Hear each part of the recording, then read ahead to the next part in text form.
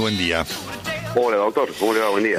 Quiero dar este contexto por el cual estamos llamando al doctor Luis Juez. El doctor Luis Juez fue fiscal anticorrupción en Córdoba y se tomó su trabajo en serio. Todo lo que tuvo fueron problemas. Y seguramente, además, esto le complicó inclusive una carrera política que al lado del azotismo le hubiera generado muchas cosas. Así que esto lo quiero recordar porque la Argentina se devora a los hechos, ¿no es cierto? Y la memoria es muy importante. ¿Cómo está viviendo esto? Con bronca, doctor. La verdad, con bronca. He tratado de pensar durante la semana qué sentimiento el que se me cruza y me da bronca, porque la verdad que esto lo advertimos, lo contamos, lo dijimos. Se nos rieron, se nos burlaron, nos ridiculizaron y nos condenaron a estar muy lejos del poder en esta provincia. Porque nada de esto era oscuro, nada de esto no se veía, esto era absolutamente a la luz del día. Los tipos te robaban a la luz del día. La obra pública se hacía así. Vos aceptabas las condiciones que te daba el gobierno nacional, tenías obra pública en tu ciudad. Se te ocurría protestar por alguna cuestión, digo obra pública, digo la mecánica de corrupción, con los transportes, con el transporte público pasaba exactamente lo mismo, con los proveedores y contratistas exactamente lo mismo. Y cuando lo decíamos, porque aparte, a mí me da bronca porque tengo muchos colegas de distintas ideologías que me ridiculizaron muy mal. No era el único intendente que había en la Argentina del 2003 al 2007. No era el único gobernante. Y yo ese proyecto político lo acompañaba porque me entusiasmaba la idea de construir una Argentina distinta. Pero siempre, y a usted le consta, y no estamos buscando ningún distingo, ni ningún que nadie nos aplauda, pero siempre dijimos que la corrupción para nosotros era el límite. Nosotros podemos compartir ideología con fulano, mengano, sultano, pero siempre la corrupción es lo que a mí me ha espantado de distintos lugares. Lo de electroingeniería, nosotros lo advertíamos allá en el 2002 cuando éramos fiscal anticorrupción de Córdoba. Veíamos cómo el poder construía una empresa, porque a partir de determinadas cuestiones que fueron sucediendo en el mundo, ya no se puede financiar uno con cuentas numeradas, con cuentas en paraísos extranjeros. Hay que tener una empresa, porque cuando uno tiene una empresa de algún amigo, le termina adjudicando directamente la obra pública y se acabó un montón de problemas. Claro. Pero eso iba sucediendo de una manera escandalosa porque aparecían empresas como electroingeniería sin capacidad de obra civil y se iba convirtiendo en una empresa civil con obras en Córdoba que no podía ejecutar y terminaba subejecutando otras empresas, le seguían entregando obras y a partir de ahí fue amasando un capital y después se fueron alineando los astros.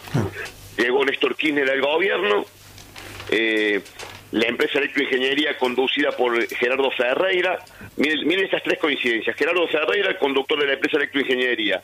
Llega Kirchner y su mano derecha y el todopoderoso Carlos Zanini se convierte en un tipo de mucho poder.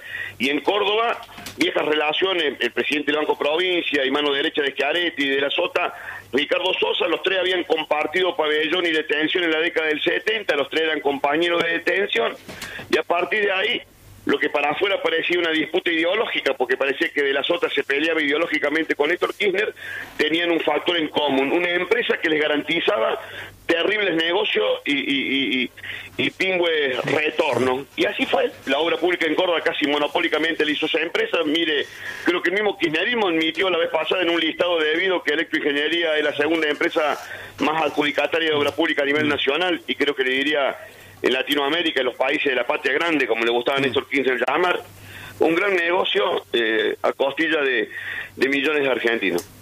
Qué impactante escuchar esto, de primera mano de un testigo protagonista, porque además lo hace uno sabe lo que se ilusionó Luis Juez con Néstor Kirchner.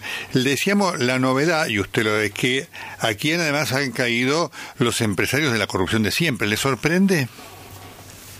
No, y yo le diría a los empresarios, para que recién la música que usted podía querer, el rock en la prisión, no lo escuchen por durante muchos años, que se animen a tener un gesto patriótico. Y acá hay que ver la muñeca del Ministerio Público para ofrecerle un buen convenio para que los tipos, porque no vamos a llegar a ninguna conclusión si los empresarios no se animan a contar cómo era la trama de la corrupción. Entonces tenemos que ser artesanales, tenemos que ser inteligentes, tenemos que ser pícaros, y ojalá nos estén escuchando los fiscales en Comodoro Pi. Necesitamos presentarle a los empresarios un buen acuerdo para que entiendan, como pasó con Mano Puliti, como pasó con el Lavallato en Brasil, que les conviene contar cómo es la mecánica. Porque si los empresarios no cuentan, y lo digo, y esto no lo exime de responsabilidad a ninguno de estos empresarios, Pero sí es distinto que un tipo diga, miren señores, la verdad, nosotros hacemos esto. Nosotros hacemos obras. Y en el país, la única forma, porque la corrupción existió siempre, Nelson. Sí, sí.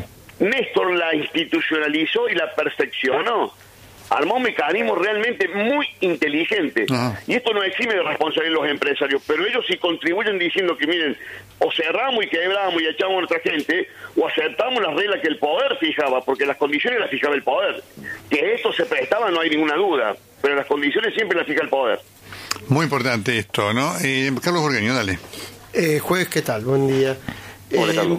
No es nada particular con su provincia, ¿no? También nos podríamos detener en otras provincias, sobre todo Santa Cruz, ¿no?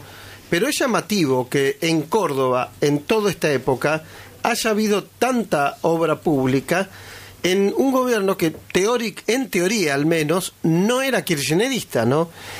Y no solamente está estos casos que se están conociendo, sino hasta hace poco se investigaba, creo que se sigue investigando, el tema de Odebrecht con Córdoba, ¿no? La relación de Odebrecht con Córdoba y los gasoductos, que son cosas que me estoy acordando ahora, ¿no? Claro, sí. Que es, entre paréntesis, una de las obras que la gente de Odebrecht confesó en Brasil, ¿no? Las coimas de los gasoductos de Córdoba. Primero, en teoría, ¿no estaban peleados los gobiernos de Córdoba y el kirchnerismo? Yo estoy convencido, Carlos, que era una puesta en escena para la gilada. Y no debería sorprenderse, Carlos. Acá en Córdoba, para que siempre Córdoba es el rostro anticipado de la República, claro, decía el poeta. Sí. Quiero decirle que acá en Córdoba, por el año 85, ya desembarcaba Duda Mendoza. Claro. Digo para que la gente se ubique, Odebrecht, que confesó haber corrompido en 17 países del mundo a través de la plata, la obra pública y a los funcionarios, y tiene condena en más de uno.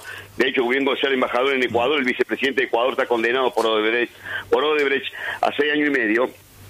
En el año 85 desembarcaba en Córdoba, 85, 87, desembarcaba en Córdoba Joao Santana, el consultor estrella de Odebrecht. Odebrecht se quedaba con obras públicas, pero te mandaba los consultores y bancaba campañas electorales. Después Joao Santana está condenado, Duda Mendoza están condenados, eran los consultores en Latinoamérica. También quiero recordarle que De la Sota había sido embajador en Brasil, confeso asesor de las empresas paulistas. Por eso el tema también de Odebrecht en Córdoba, acá Odebrecht y Electroingeniería en Córdoba monopolizaron, le diría, el 100% de la obra pública. ¡Qué bárbaro! Pero esto hace 19 años y lo sabe todo el mundo, doctor. Ahora, ahora, juez, en la época, insisto, ¿no?, en que se llevaban realmente mal De la Sota y el gobierno nacional, ¿también había este tipo de convivencia? En el momento donde mayor nivel de connivencia y mayor ejecución de obra pública hubo en Córdoba. Mira usted qué curioso. ¿Y De la Sota podría no haber sabido de toda esta corrupción? No, mire, De la Sota no tiene un pelo de sonso, tampoco propio, pero de sonso ninguno. Pero si esto era parte del negocio, esta era parte del acuerdo. De la Sota pacta con los Kirchner, con el tema de electroingeniería, y a partir de ahí la carrera de electroingeniería se convierte en manera exponencial, no solamente por la obra pública que ejecuta a lo largo y lo ancho de la provincia de Córdoba, sino porque a partir de ahí empieza a jugar en la Grandes Ligas, ya empieza a trabajar en obras en la estructura nacional. Kirchner tenía un esquema de corruptela provincial, pero no lo podía llevar a semejante escala. Electroingeniería venía de construir 127 escuelas en Córdoba, más otras 120 y pico más en el lapso de 4 años en el primer gobierno de la Sota, y a partir de ahí había acumulado el capital suficiente, entre comillas, la capacidad de obra suficiente, porque casi gran parte de la obra la habían ejecutado subcontratistas en Córdoba, y obviamente era la empresa del íntimo amigo de David Zanini. Me decía, ¿qué problema tenés con Gerardo? ¿Ah, sí? Gerardo, cuando digo Gerardo, es Gerardo Ferreira. No, ninguno, simplemente lo investigué en el año 2002 y los muchachos les gusta hacer la cosa de una manera bastante complicada. No, Gerardo, compañero mío de celda, un tipazo. Bueno, sí, pero no está acostumbrado. ¿Se acuerda, doctor, cuando le conté yo a usted allá hace muchísimos años atrás, cuando íbamos a hacer 2.500 viviendas en Córdoba? Sí. Cuéntela, porque muchos lo olvidaron, yo me la acuerdo perfectamente. Cuéntela, por favor, la anécdota. En el 2005 yo tenía una buena relación con el presidente Kirchner. Le digo para que cuando corte los trolls kirchneristas no empiecen a hablar para bardearme y maltratarme, porque la verdad que muchos hablan ni siquiera nunca conversaron con Kirchner. Yo tenía una relación, a mí me entusiasmaba la construcción de un proyecto transversal y plural en la Argentina. Me dice, ¿cómo estamos de vivienda en Córdoba? No, pésimo, hace años que no se hacen vivienda en Córdoba, de hecho que es una realidad. Vamos a hacer 2.500 viviendas, ¿qué te pareció? Excelente. Y el terreno, bueno, habría que buscar... Digo, mira, siempre hay que buscar por los terrenos militares, porque en Córdoba es una ciudad, un ejido muy complicado, no hay banco de tierra. Bueno, tuvimos como 7 meses, 8 meses peregrinando hasta que íbamos a escriturar las 93 hectáreas del Liceo Militar General Paz. Se había portado muy bien por entonces General Bendini, que el tipo nos había dicho, bueno, pues ya estamos por escriturar en una reunión en el Ministerio de Obras de Planificación Federal, debido José López y el secretario de Vivienda, dice debido... Bueno, pues esta vivienda la va a ejecutar Electroingeniería.